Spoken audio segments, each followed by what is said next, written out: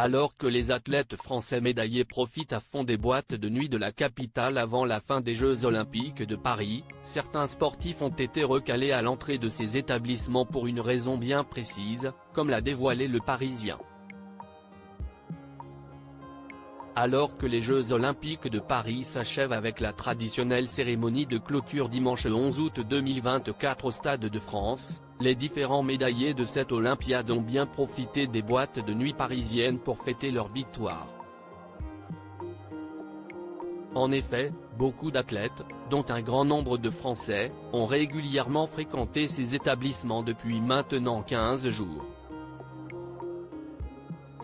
Si les membres de la délégation française ont pris l'habitude d'aller d'abord célébrer leur médaille au sein du Club France, ils ne vont pas tous se coucher lorsque celui-ci ferme ses portes à 2 h du matin.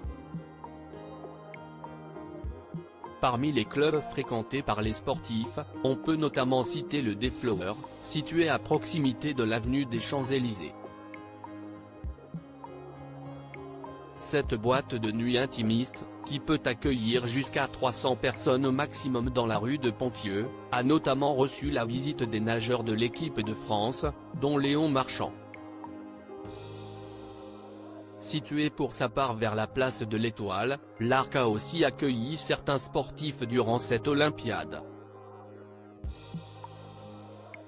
Les membres de l'équipe de rugby à 7, dont Antoine Dupont, ont notamment été aperçus sur place.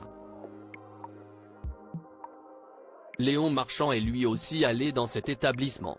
Le quadruple championne olympique de natation a également fréquenté le Medellín, un autre club parisien, tout comme le judoka Teddy Riner.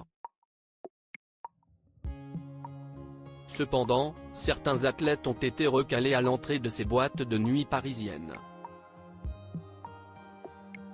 On a été obligé de refuser certains sportifs qui venaient en maillot de bain, en jogging.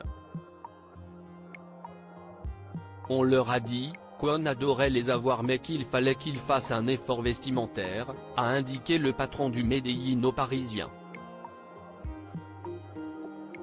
Jeux de Paris 2024, pas de grosse folie pour les athlètes en boîte de nuit. Outre les médaillés français, de nombreux sportifs issus des délégations internationales engagées dans les Jeux Olympiques de Paris ont aussi arpenté les boîtes de nuit parisiennes au cours de ces 15 derniers jours.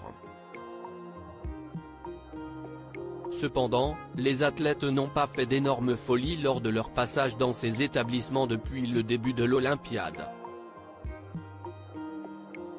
En effet, personne n'a encore commandé la bouteille de champagne de 30 litres proposée pour la somme de 100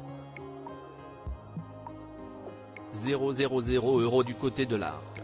Ils sont plus raisonnables, ils passent 1 heure ou 2 seulement, a souligné le directeur d'une boîte de nuit parisienne.